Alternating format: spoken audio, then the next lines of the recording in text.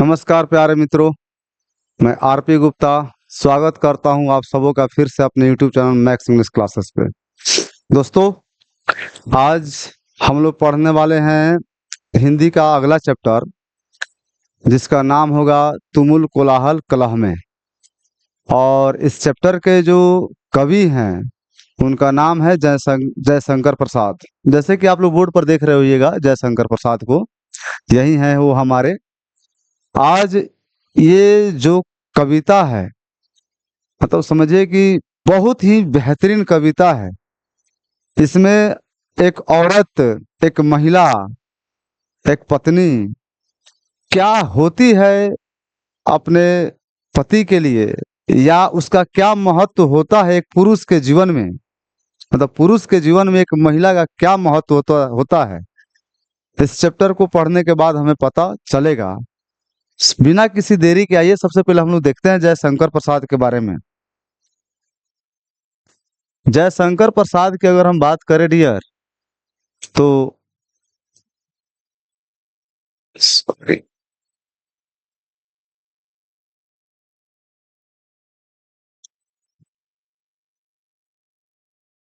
जयशंकर प्रसाद के बारे में बात करें, अगर इनका नाम अगर हम जाने तो जयशंकर प्रसाद, जैसे कि आप पहले ही देख रखे हैं।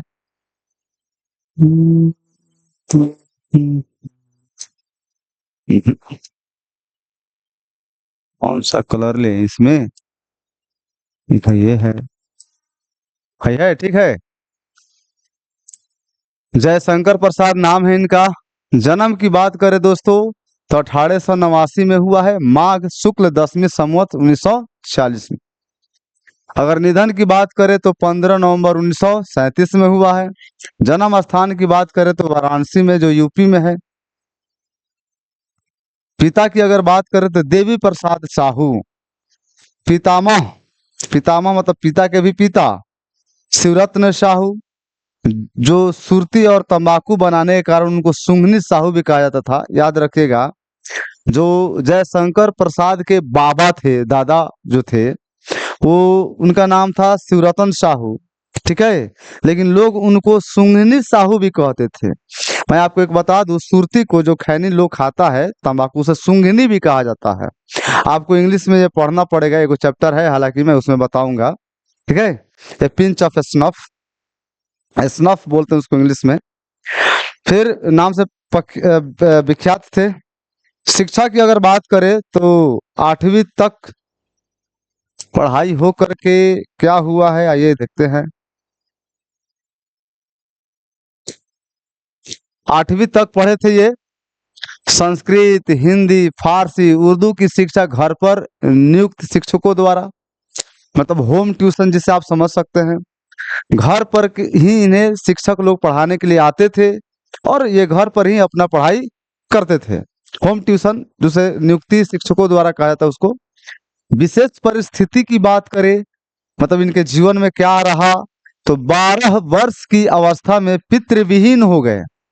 पितृविहीन का मतलब होता है पिता का साया सर से हट जाना या पिता का मर जाना, उसे पितृविहीन बोला जाता है। तो जब ये 12 साल के थे तब इनके पिताजी मर गए। 2 वर्ष बाद इनकी माता भी चल बसी। परिवार में गृह कलह की स्थिति पैदा हो गया। मतलब जब जयशंकर प्रसाद के माता पिता मर गए तो परिवार में जो था वो कलह पैदा हो गया, कष्ट पैदा होने लगा। ज्येष्ठ भ्राता, भ्राता का मतलब होता है भाई, शंभू रतन, याद रखेगा कि जयशंकर प्रसाद के बड़े भाई का नाम क्या था। शंभू रतन की मृत्यु से संकट की स्थिति उत्पन्न हो गई। माता पिता के चले जाने के बाद इनके जो जेठ भाई थे शंभू रतन, वो कुछ हद तक परिवार को लेकर के चल रहे थे, लेकिन उनकी भी मृत्यु हो जाती है। तब जाकर के परिवार क्या होता है इसमें, मतलब संकट की स्थिति उत्पन्न हो जाती है। रथी उत्तरदायित्व प्रसाद जी के कंधों पर, मतलब अब जो कहने का सेंस है, परिवार का जो भी अब दायित्व था वो प्रसाद जी के कंधों पे आ गया। प्रसाद जी मतलब वही जयशंकर प्रसाद के कंधों पे आ गया। बताइए, 14, 15, 16 साल के एज में पूरे परिवार का एक जिम्मेवारी उनके कंधों पे ही आ गई थी। रचनाएं की बात करें तो कलाधर उपनाम से ब्रज भाषा में सबइयों की रचना किया इन्होंने। प्रसाद की प्रेरणा से उनके भांजे अंबिका प्रसाद ने इंदु का प्रकाशन 1909 में किया। मतलब जयशंकर प्रसाद से प्रेरणा लेकर उनका एक भगीना था जिनका नाम था अंबिका प्रसाद, उन्होंने इंदु का प्रकाशन किया। इंदु एक बुक का नाम है, 1909 में शुरू किया। कालक्रम के अनुसार, मतलब समय जैसे जैसे बीतता गया उसको हम लोग कालक्रम बोलते हैं। कालक्रम के अनुसार चित्राधार प्रथम संग्रह जिसमें कविता, कहानी, नाटक आदि रचनाएं संकलित है। अगर मैं आगे बताऊं इनके बारे में दोस्तों, तो काव्य संकलन में क्या क्या इन्होंने लिखा था, तो झरना जो 1918 में प्रकाशित हुआ था, याद रखिएगा। आंसू 1925 में, लहर 1933 में, अतुकांत रचनाएं, महाराणा का महत्व, करुणालय, प्रेम पथिक, प्रबंध काव्य कामायनी, ये याद रखिएगा। प्रबंध काम कामायनी जो हम आज पढ़ेंगे ये कामायनी से ही लिया गया है। नाटक की बात करें तो कल्याणी परिणय जो 1912 में प्रकाशित हुआ था। प्रायश्वत बोलते हैं उसको, 1914 में प्रकाशित हुआ था। राजश्री 1915 में, विशाख 1929 में। ये सारे बहुत सारे किताब जिसमें कविता, कहानी, नाटक इत्यादि शामिल थे। सभी का डेट यहाँ पर मेंशन किया गया है। मैं एक चीज बता दूं डियर, किताब में अगर कोई चीज प्रकाशित हुआ है और कोई किताब खास करके प्रकाशित हुआ और उसका डेट दिया हुआ है तो आपको उसको याद रखना चाहिए, क्योंकि वैसा ही क्वेश्चन बार बार एग्जाम में पूछे जाते हैं। तो आप समझ गए होंगे ये सारे उस हिसाब से महत्वपूर्ण है। अगर मैं बात और आगे चलूं तो अब आ गया आपका तुमुल कोलाहल कलह में, ये चैप्टर है, डायरेक्ट हम लोग पढ़ेंगे चैप्टर को। तो तुमुल कोलाहल कलह में आइए हम लोग देखते हैं। यहाँ पर है थोड़ा सा ग्रीन पैटर्न पे हम लोग इसको पढ़ेंगे। तुमुल कोलाहल कलह में पढ़ाने से पहले जो है कि मैं चाहूंगा एक छोटी सी कहानी बताऊं आप, क्योंकि वो कहानी पढ़ने के ही बाद में आपको ये पूरे कविता का सार समझ में आएगा। कहानी मैं जो बताऊंगा उस कहानी के जो मुख्य पात्र होंगे, वो उस मुख्य पात्र का मैं पहले नाम लिख देना चाहूंगा। आइए हम उस मुख्य पात्र का नाम लिखते हैं। मुख्य पात्र में हो जाएंगे आपके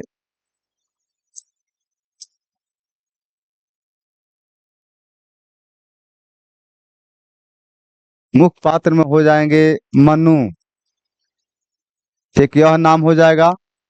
दूसरा नाम हो जाएगा श्रद्धा। तीसरा नाम हो जाएगा ईड़ा। और चौथा नाम हो जाएगा मानव। मानव के साथ साथ एगो सारस्वत प्रदेश, ये भी एक नाम थोड़ा सा आपको याद रखना होगा। सारस्वत प्रदेश को ये क्या होगा इसका जिक्र हम लोग करेंगे।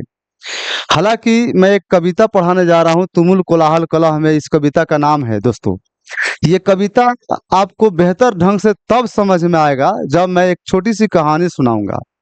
इस कहानी को सुनने के बाद आपको भी ये कविता बहुत बेहतर ढंग से समझ में आएगा और अच्छा ढंग से समझ में आएगा। हालांकि दोस्तों कहानी की शुरुआत तो कुछ अलग ही अंदाज में है और बहुत लंबा चौड़ा कहानी है, लेकिन मैं उस लंबे चौड़े कहानी को लेकर के नहीं आऊंगा, उसको मैं बड़ी संक्षिप्त करके समझाने का आपका प्रयास करूंगा ताकि आपको बेहतर समझ में आ जाए, छोटा में ही समझ में आ जाए। दोस्तों बात क्या है, एक बार का समय होता है, कहीं युद्ध होता है और उस युद्ध में से भाग करके मनु कहीं पर आते हैं। ठीक है, कहीं एक युद्ध होता है और उस युद्ध से भाग करके मनु एक जगह पर आते हैं। मान के चलिए वो एक पर्वत था, हिमालय पर्वत मान लीजिए, हिमालय पर्वत पर ही आते हैं और आ करके ये वहां पर मतलब बस जाते हैं। वहीं कुछ दूर पे एक महिला रहती है जिसका नाम रहता है श्रद्धा। ठीक है, श्रद्धा को एहसास होता है कि उसके आसपास कोई पुरुष है और एहसास होता है वो जब कुछ दूर आगे निकलती है तो मनु से मुलाकात उसकी हो जाती है। युद्ध से भागे हुए व्यक्ति, युद्ध से भागा हुआ व्यक्ति कैसा होगा? बेचैन होगा, ये आप समझ सकते हैं। लेकिन खैर वहां भी बेचैनी वाली कोई बात नहीं है। मनु और श्रद्धा की एक जगह पर मिलन हो जाती है, और मिलन होने के बाद दोनों में कुटुंब होते हैं। कुटुंब का मतलब एक ऐसा रिलेशनशिप जहाँ मतलब ढेर सारा प्यार हो, या यूं समझ के चलिए दोनों शादी के मतलब बंधन में बंध जाते हैं, शादी कर लेते हैं, विवाह कर लेते हैं। विवाह जब ये करते हैं तो कुछ दिनों के बाद मनु को पता चलता है कि इनकी जो पत्नी श्रद्धा है वो गर्भ से है। गर्भ मतलब गर्भवती है। जब वो इनको ये पता चलता है कि उनकी पत्नी गर्भवती है, तो ये बात जो है मनु को कुछ अजीब लगता है। और अजीब किस लिए लगता है, ये बात सोचने वाली है और सुनने वाली है। अजीब इसलिए लगता है कि जब तक ये गर्भवती नहीं थी श्रद्धा, तब तक मनु पर जो था ना, श्रद्धा का पूरा प्यार न्यौछावर होता था। मतलब श्रद्धा का जो भी प्यार था ना, वो सारा का सारा प्यार सिर्फ और सिर्फ मनु के लिए था, किसी और के लिए नहीं था। लेकिन मनु जब ये जानते हैं कि इनकी पत्नी मतलब गर्भ से है, तो इनके मन में एक विचार आता है कि मेरे बेटे मतलब मेरे बच्चों के आ जाने से मेरे पत्नी का जो प्रेम है वो बट जाएगा, और मैं नहीं चाहता हूं कि मेरे प्यार में कोई बंटवारा हो। मतलब मनु का ये सोच रहता है कोई भी चीज हो उस पर एक छत्र सिर्फ मेरा राज हो, किसी और का राज नहीं हो। क्लियर? ये बात सोच करके कि मेरी पत्नी जो है गर्भवती है, ये अपने पत्नी श्रद्धा को छोड़ करके वहां से निकल जाते हैं। श्रद्धा को पता भी नहीं चलता है कि आखिर उसके पति गए तो गए कहाँ और छोड़े तो छोड़े क्यों। श्रद्धा अपनी जगह पर बरकरार है, बनी हुई है। वो इंतजार कर रही है कि शायद गए होंगे तो फिर लौट करके आ ही जाएंगे, लेकिन वो लौट करके नहीं आता है।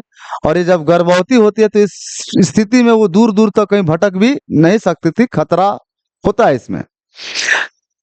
अब सवाल है कि आखिर ये मनु गए तो गए कहाँ? तो ये भटकते भटकते पहुंचते हैं सारस्वत प्रदेश में। और जब ये सारस्वत प्रदेश में पहुंचते हैं तो वहां पर इनकी मुलाकात होती है ईड़ा नामक एक स्त्री से। ये भी स्त्री है, ईड़ा। मैं ईड़ा के बारे में बता दूं कि ये जो देवता है ना, लोग देवता, उसकी उन लोगों की ये भगिनी है ईड़ा। बात समझ में आ रहा है ना?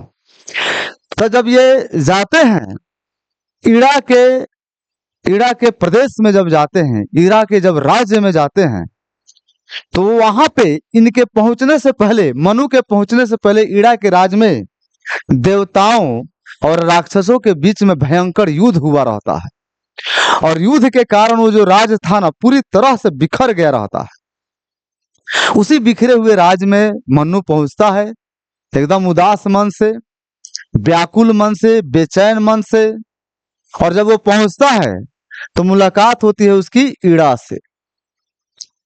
और ईड़ा से जब मुलाकात होती है तो ईड़ा कहती है कि तुम्हारा स्वागत है हमारे प्रदेश में, और मैं चाहती हूं कि तुम आओ और मेरे इस प्रदेश के जन की रक्षा करो, लोगों को मतलब तुम देख रेख करो। यूं समझ लीजिए कि वो इस प्रदेश का राजा बनाना चाहती थी उसे, और खुद उसका रानी बन जाना चाहती थी। मनु को ये बात अच्छा लगा और उसने उसकी प्रपोजल को स्वीकार कर लिया। फिर दोनों में प्रेम हो जाता है, मनु और ईड़ा में प्रेम हो जाता है। और मनु अब क्या करता है, राजपाट करना शुरू कर देता है। लेकिन उसमें होता क्या है, एक छत्र राज मनु का नहीं होता है। मनु का ही केवल उस पर उस राज्य में अधिकार नहीं होता है। लोग केवल मनु की ही बात को नहीं मानते हैं। लोग मनु से ज्यादा तवज्जो ईड़ा को देते हैं, क्योंकि ये पहले से रहती है वहां की। ये बात आगे चल करके मनु को अच्छा नहीं लगता है। मनु को भी फिर यही बात आ जाता है मन में कि अगर इस राज में अगर राज होगा तो सिर्फ मेरा होना चाहिए, किसी और का नहीं होना चाहिए। और इस बात को लेकर के वो ईड़ा से झगड़ा कर लेता है। और जब ईड़ा से झगड़ा होता है, प्रजा जब आती है वहां और जब सुनती है कि मनु ने हमारी महारानी को बुरा भला कहा है, कुछ कहा है, तो ईड़ा को लोग मार देते हैं। बहुत मारते हैं, इतना मारते हैं। और देवता लोग को भी पता चलता है कि हाँ मेरी भगनी के साथ क्या हुआ, तो देवता लोग भी आते हैं और मनु के साथ लड़ाई झगड़ा होता है, और उसमें मनु बेहोश होकर के वहीं धरती पर गिर जाता है। मनु बेहोश होकर के जब गिरता है तो इधर मनु की पहली पत्नी जो श्रद्धा होती है, उसको एक बुरा सपना आता है मनु को लेकर के। और उस समय तक वो गर्भवती जो थी महिला श्रद्धा, वो एक बच्चे को जन्म भी दे दी रहती है, और उस बच्चा का नाम रहता है मानव। तो श्रद्धा को एक बुरा सपना आता है मनु को लेकर के, और जब वो सपने से जागती है तो अपने पति मनु को ढूंढने के लिए निकल पड़ती है, मतलब जंगलों के रास्ते में, पर्वतों के रास्ते में। और भटकते भटकते पहुंच जाती है उसी राज में जहां पर मनु मूर्छित पड़ा हुआ है। और वहां तो पहुंचती ही है मनु, लेकिन उसके पास ईड़ा बैठ करके संताप कर रही है। वो सोच रही है कि मैं इसकी रक्षा करूं कि क्या करूं, मैं इसे प्रेम करूं कि नफरत करूं। इस दुविधा में वो पड़ी हुई है, और इसी दुविधा में वो पड़ी हुई है तब तक ये पहुंचती है, और दूर देख एक महिला से पूछती है कि ओ कोई है, किसी ने क्या मेरे पति को देखा है। और ये कहते हुए वो पास चली आती है उस जगह पे जहां पर मनु मूर्छित पड़ा हुआ था। और मनु को मूर्छित अवस्था में देखकर श्रद्धा के मन में जो व्याकुलता, जो बेचैनी उठती है, और उसके मन में जो भाव उत्पन्न होते हैं ना, उस भाव को कविता के रूप में जयशंकर प्रसाद ने यहाँ लिख रखा है। जयशंकर प्रसाद, श्रद्धा जो एक स्त्री है, एक स्त्री अपने पति के लिए क्या सोचती है, या एक महिला का, एक स्त्री का एक पुरुष के जीवन में क्या रोल होता है, क्या मतलब समझे उसकी भूमिका होती है, उसके लिए वो क्या क्या होती है, ये चीज आपको इससे पता चलेगा। मैं यहाँ पर अपने इस वीडियो के माध्यम से मैं एक छोटा सा मैसेज देना चाहूंगा दोस्तों। जितने भी लोग इस संसार के स्त्री को सिर्फ भोग विलास की वस्तु समझते हैं ना, मैं बस उनके लिए इतना ही कहूंगा कि तुम जैसे हरामी इस दुनिया में कोई नहीं मिलेगा। जिस शरीर से हम पैदा होते हैं ना डियर, उसी शरीर को नोच खाने की जो प्रवृत्ति आजकल के मानवों में जो उमड़ के भरा हुआ ना, उमड़ रहा है ना, ये बड़ी शर्म की बात है। हमने कई जगह समाज में देखा है स्त्रियों के साथ जो दुर्व्यवहार होता है। हाँ, ये बात अलग है कि कुछ स्त्रियां होती हैं कि वो पिटाने के लायक होती ही हैं, लेकिन सभी स्त्रियां ऐसी नहीं होती है। बात समझ में आ रहा है? मैं दरख्वास्त करूंगा मैं सारे पुरुष वर्गों से कि वो अपने पत्नी को सिर्फ भोग विलास की वस्तु ना समझे, महिला को सिर्फ भोग विलास की वस्तु ना समझे। अपने जो भी पुत्र हैं, दोस्त हैं, भाई हैं, उनको एक संदेश दें कि महिला महिला है, यह वही महिला है जिसके कारण हमारा अस्तित्व है इस संसार में। अगर महिला ही नहीं रहती तो हमारा कोई अस्तित्व ही ना होता। खैर छोड़िए, आप समझदार हैं। हमारी वीडियो अगर कभी आप तक पहुंचे तो इस बात पर गौर जरूर कीजिएगा। आइए हम लोग पढ़ते हैं चैप्टर को। तुमुल कोलाहल कलह में, तुमुल कोलाहल कलह में मैं हृदय की बात रे मन, मन मतलब मनु, मन का संशय मनुष्य है। तुमुल, तुमुल मतलब एकदम शोरगुल, बहुत ज्यादा शोरगुल। तुमुल कोलाहल, कोलाहल का मतलब होता है हला, हो हला। कलह में, कलह का मतलब दुख, संकट, घड़ी मतलब संकट की घड़ी में मैं हृदय की बात रे मन, विकल होकर नित्य चंचल, खोजती जब नींद के पल, चेतना थक सी रही तब मैं मलय की बात रे मन। दोस्तों, इस सभी का अर्थ क्या होता है यहां पर आपको समझ में आएगा। देखिए यहाँ, विश्व के तुमुल कोलाहल में अर्थात सांसारिक मारपीट, भागा दौड़ी, लूट खसोट इत्यादि जंजालों के बीच मैं हृदय की बात, मैं हृदय की बात हूं। मन की बात हूँ, किसमें सांसारिक मारपीट, भागा दौड़ी, लूट खसोट इत्यादि जो ये जो कोलाहल है, विश्व की में जो कोलाहल फैला हुआ है, जो शोरगुल फैला हुआ है, जो बेचैनी फैली हुई है, उन सभी बेचैनियों के बीच हे मन, हे मनु, मैं तुम्हारे हृदय की बात हूं। मतलब एक महिला पुरुष के लिए क्या होता है, महिला पुरुष के सॉरी क्या होती है, महिला पुरुष के लिए एक शांति की संदेश होती है, शांति की वह खजाना होती है वो महिला, जिसमें बेचैन से बेचैन मन जा करके उसमें समा करके अपने आप को शांत कर सकता है। आइए आगे देखते हैं।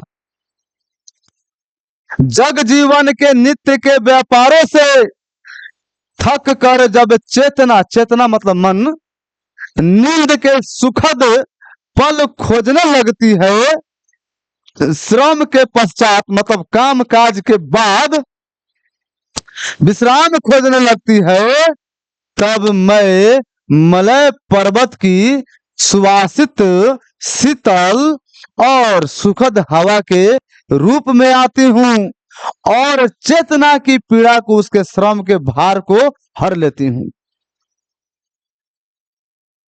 श्रद्धा कह रही है, श्रद्धा कह रही है कि जब जग जीवन के नित्य व्यापारों से, रोज रोज के कामों से थक कर, जब चेतना नींद के, जब शरीर काम करते करते थक जाता है और उस समय नींद खोजता है, नींद ताकि कहीं सुकून मिले तो मैं पल भर के लिए सो करके अपनी सारी थकावट को दूर कर लूं, उस समय नींद के सुखद पल खोजने लगती है। श्रम के बाद, मेहनत के बाद, खूब देह मेहनत जब कर लेता है उसके बाद आराम खोजने को चाहता है, विश्राम खोजने लगते, तब मैं, मलय पर्वत है और मलय पर्वत से जो ठंडी ठंडी हवाएं बहती है ना, जब ठंडी ठंडी हवाएं बहती है तो शरीर को तो सुकून मिलता ही है, जो परिश्रम के कारण पसीने से थक गया रहता है, जब साथ ही साथ मन को भी बड़ा सुकून मिलता है। तो जिस तरह इंसान को कहेंगे, जब गर्मी जब हुआ रहता है, शरीर थक गया रहता है, और जैसे हम किसी पेड़ के नीचे बैठे हवा में जब बैठते हैं तो जो उस समय जो सुख मिलता है ना, उस समय जो चैन मिलता है ना, उस समय जो सुकून मिलता है ना, वो सुकून देने वाली महिला ही होती है। और ये बात श्रद्धा खुद कह रही है कि जो मलय पर्वत से जो हवा आकर के लोगों के दुख को हर लेती है, मैं उसी मलय पर्वत की हवा की तरह हूं। मैं तुम्हारे बेचैन सारे दुख दर्द जो है, जो तुम रोज मतलब नित्य दिन के व्यापार से जो तुम्हारा शरीर थक गया है, और शरीर थकने के बाद जो पल खोजता है, मतलब एकदम विश्राम का जो पल खोजता है, जो आराम का जो पल खोजता है, ताकि उस आराम के पल में नींद ले ले, और उस नींद और उस समय जो सुख शांति चाहिए होती है, उस समय शरीर को सुख देने वाली जो भी वातावरण की जरूरत होती है, वो सभी वातावरण देने वाली मैं हूं मन। मन मतलब मनु, श्रद्धा कर रही है अपने आप को। आगे देखिएगा दोस्तों,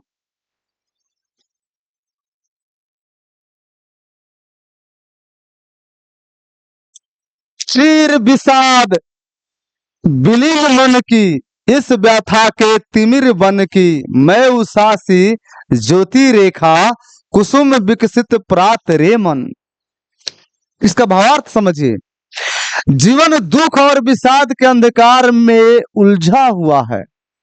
जो जीवन है हमारा, दुख और विषाद के अंधकार में, विषाद का मतलब कष्ट होता है, अंधकार में उलझा जो हुआ है हमारा जो ये जीवन, खोया हुआ है जिस तरह जीवन, उसमें कष्टों में और दुखों में, उससे निकलने का रास्ता नहीं, उसे नहीं सूझता है कोई। मतलब जीवन में जो दुख आ गया है इंसान के, जो कष्ट है, और उस कष्ट से निकलने का कोई रास्ता जब मनुष्य को नहीं मिलता है, व्यथा के अंधेरे बन में, व्यथा मतलब दुख या कष्ट, व्यथा के अंधेरे मन में कोई रास्ता मिले भी तो कैसे मिले, परंतु मैं उसी व्यथा के घनघोर अंधेरे वन में ज्योति की रेखा के समान हूं। जिस तरह दुखों के घनघोर बंगल जंगल में जाकर इंसान खो जाता है, भटक जाता है, उसे उस जंगल अंधकार भरे जंगल से बाहर निकलने का रास्ता जिस तरह जब नहीं मिलता है, तो उसी बेअथा के घनघोर अंधेरे के वन में ज्योति की रेखा के समान हूं। मतलब किस तरह जब जंगल में अंधेरा हो, चाहे कोई ऐसा जगह अंधेरा हो जहां से आपको रास्ता दिखाई नहीं दे रहा है, लेकिन जरा सोचिए उस अंधेरा में अगर कहीं से कोई रोशनी दिखा दी, तब आप अपने मंजिल तक पहुंच जाइए कि नहीं जाइएगा। आपको रास्ता दिखेगा कि नहीं दिखेगा? एकदम दिख जाएगा। और बस रास्ता मात्र तो दिखने की देरी है, हम उस रास्ता के माध्यम से अपने मंजिल तक जा सकते हैं। तो वही श्रद्धा कह रही है, मूर्छित पड़े बेहोश पड़े मनुष्य, किस दुख के घनघोर जंगल में, अंधकार वाले जंगल में जिस तरह मनुष्य को बाहर निकलने का रास्ता नहीं मिलता है, उसी दुख भरे घनघोर जंगल के समान इस जीवन में मैं ज्योति सी एक रेखा के समान हूं, प्रकाश की एक रेखा के समान हूं, जिसके अजोरे में, जिसके उजियाले में पढ़कर तुम अपने मंजिल तक जा सकते हो। मतलब तुम अपने रास्ता को देख सकते हो और सीधे अपने घर जा सकते हो। मतलब मेरे घर समझाने का मैं सेंस दे रहा हूं यहाँ पर। मतलब यही है कि दुख के अंधियारे में जिस तरह लोगों को निकलने का कोई रास्ता नहीं होता है, और उस दुख भरे जीवन में अगर कोई सहारा मिल जाता है तो सारा का सारा दुख खत्म होता है। ठीक उसी तरह घनघोर दुख भरे जीवन में जो तुम्हारे आया है, उस जीवन के अंधेरा, तुम्हारे जीवन में जो अंधेरा आया है ना, उस अंधेरा को मिटाने वाली मैं रेखा के समान, ज्योति के रेखा के समान हूं। जो भी तुम्हारे जीवन में अंधेरा है ना, मैं उस अंधेरा को ज्योति बन करके दूर करने वाली हूं। हे मनु, आगे देखिएगा, प्रभात मतलब भोर होता है।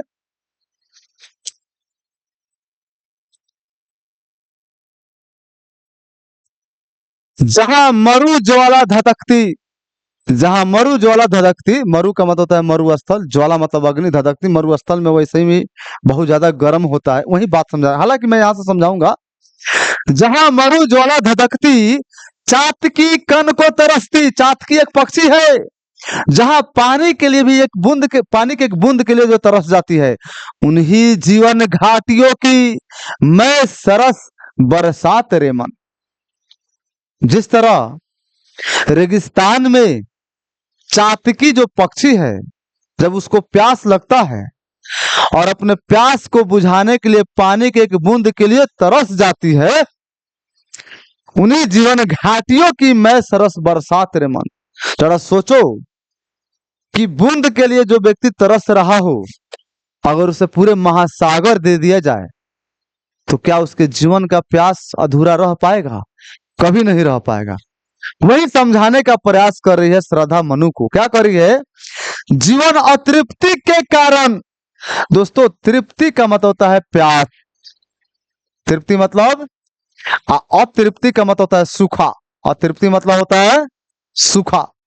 जीवन अतृप्ति के कारण धधकती हुई मरुभूमि रेगिस्तान के समान है। इस मरुभूमि में, मतलब इस जीवन में, मरुभूमि जीवन रूपी मरुभूमि को कह रहा है। अतृप्त मन चातक पक्षी के समान, तृप्ति रूपी स्वाति की बूंद, स्वाति जो एक बरसात होता है, बरसात का नाम है स्वाति, चैता, हथिया, ये सब आपने नाम सुना होगा, चित्रा। स्वाति की बूंद आंशिक तृप्ति के कारण शरीर के लिए तरस रहा है। जीवन की उन्हीं जलती घाटियों में मैं तृप्ति मतलब प्यास की सरस वर्षा के समान हूं। मतलब ये जो मनु, ये जो तुम्हारे मरुभूमि जैसा जो जीवन बना हुआ है ना, जहां पर तुम बूंद बूंद के लिए तरस रहे हो, मैं तुम्हारे उस जीवन के लिए स्वाति की बूंद हूं। मतलब समझो कि मैं तुम्हारे जीवन, जो सुखाड़ जीवन पड़ा है, जहां तुम बूंद बूंद के लिए तरस रहे हो, जो तुम्हारा जीवन रेगिस्तान की तरह हो गया है, मैं उस रेगिस्तान को हरियाली में बदल देने वाली स्वाति के समान एक वर्षा हूं। आगे देखिएगा दोस्तों, अर्थात अतृप्ति के कारण सूखे जीवन में संपूर्ण तृप्ति हूं, जहां बूंद की इच्छा है वहां मैं बरसात हूं। आगे देखिएगा क्या कह रहा है दोस्तों,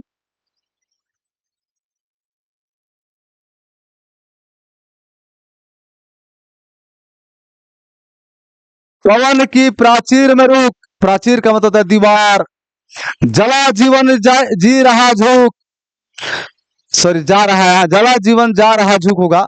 इस झुलसते विश्व दिन की मैं कुसुम श्रुतु श्रुति रात रे मन। समझिएगा इस लाइन को यहां से।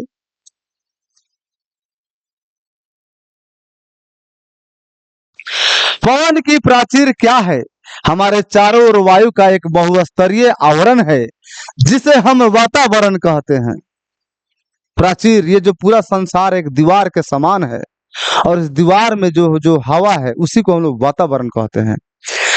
यह वातावरण भी किस ओर संकेत करता है? क्योंकि पवन की प्राचीर दीवार मतलब जो वातावरण हो गया है, अगला शब्द है मन में मैं, पवन की यह प्राचीर धरती की ही तो है, धरती की ही तो चारों ओर है।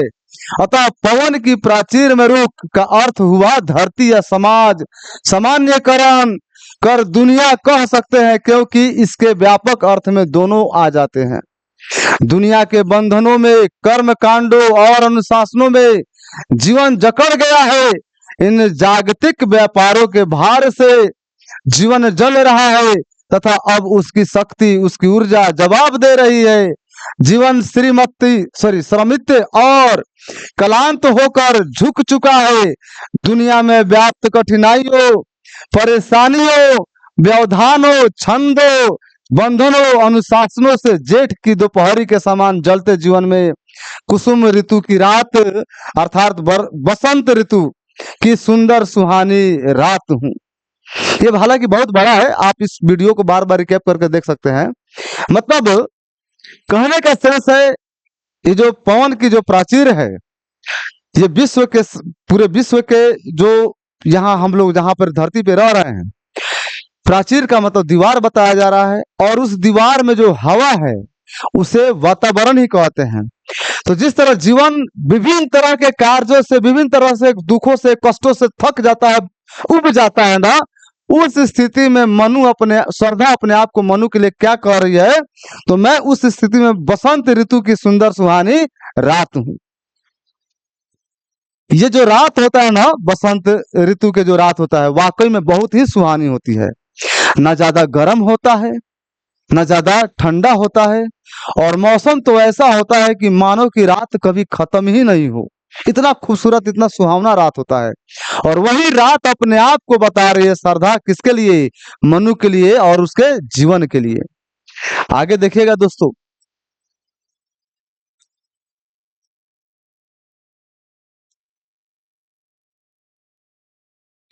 चिर निराशा निर्धार से प्रति छायित अश्रु स्राव में मधुप मुखर मरंद मुकुलित मैं सजल जल जात रे मन। जल जात मतलब जन्म, जल में जन्म लेने वाला। जीवन का आकाश निराशा के बादलों से भरा हुआ है। मजा आ जाता है हिंदी पढ़ने में और पढ़ाने में भी। देखिए क्या बात कही, जीवन का आकाश। हमारे लाइफ इस तरह तो पूरे संसार का आकाश वो है जिसको, लेकिन उसी तरह हर व्यक्ति के जीवन में आकाश होता है, एक सर्वोच्च स्थान होता है। तो जीवन का आकाश जहां से रोशनी बिखेरता है, निराशा के बादलों से भरा हुआ है। वाह क्या बात है, निराशा के बादल से। एक वो आकाश है जो ये बादल मंडराते हैं, और हमारा जो आकाश रूपी जो जीवन है, इसमें भी बादल है, लेकिन निराशा से भरे बादल हैं। तथा निराशा के उन बादलों के नीचे आंसुओं का महान सरोवर है। सरोवर मतलब तालाब।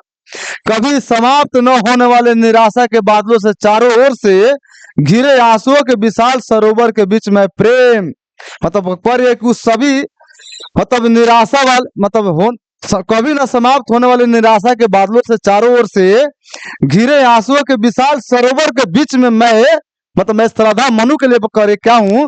तो प्रेम हूं, करुणा हूं और अनुराग से, अनुराग मतलब गीत संगीत, और अनुराग से भरी एक जलजात अर्थात कमल हूं। जलजात मतलब जो जल में जन्म ले, तो कमल कहाँ लेता है जन्म? जल में, इसलिए जलजात कमल, जलजात मतलब कमल।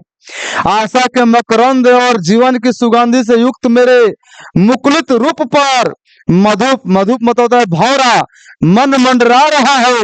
चारों ओर व्याप्त इस निराशा के वातावरण में मेरे आशा रूपी मकरंद के ही उसे सहारा है। मतलब चारों ओर जहां विश्व में अशांति ही अशांति है, वहां उस जो बेहोश पड़ा है, जो मूर्छित पड़ा है मनु, उसके लिए मेरा जो ये जो मेरा आशा रूपी जो मकरंद का ही उसे सहारा है। आशा रूपी जो मकरंद है, मेरा जो स्वरूप है, यही उसके लिए क्या है, सहारा है। मतलब मनु जो है, मनु यह कहना चाहती है, या इस कविता के माध्यम से यह हमें शिक्षा दिया जा रहा है, यह बताया जा रहा है कि पुरुष के जीवन में जब जब जिस चीज की जरूरत होती है ना, जिस तरह दुख के घड़ी में सुख की जरूरत होती है, तो उसके जीवन में जो स्त्री है ना, वो स्त्री उस दुख की घड़ी में सुख का ही काम करती है। अगर सुखाड़ में अगर जिस तरह बरसात की जरूरत होती है, ठीक उसी तरह मानव के जीवन में अगर कोई बहुत बड़ा सुखाड़ हो गया, तो उस सुखाड़ भरी जीवन में उसके लिए वो बरसात की तरह काम करती है। अगर मनुष्य का जीवन पूरे तरह से विरक्त हो चुका है, तो उसे रंगीन बनाने के लिए स्त्री ही काम आती है। मतलब स्त्री वो चीज होती है किसी भी पुरुष के जीवन में ना, कि उसे हर पहलू को बदल सकती है, उसके जीवन के सारे दुख को हट सकती है। बशर्ते हमें स्त्री को स्त्री समझ कर रहना चाहिए, रहेंगे तब। स्त्री का जो समाज में उसका मान सम्मान जो है, गरिमा जो है, उसको बरकरार रखेंगे तब। नहीं तो सावधानी हटी, दुर्घटना घटी। पुरुष लोग भी झोंटा ध के बड़ी पिटाते हैं महिला से। बात समझ में आ रहा है ना? तो मैं इस वीडियो के माध्यम से यही संदेश देना चाहूंगा कि पुरुष को भोग विलास की वस्तु ना समझिए, और उसे महिला समझ के उसको आदर भाव दीजिए। नहीं तो उल्टा में जब वो लोग आदर भाव देना चालू करता है ना, तो बहुत महंगा पड़ जाता है। Thank you.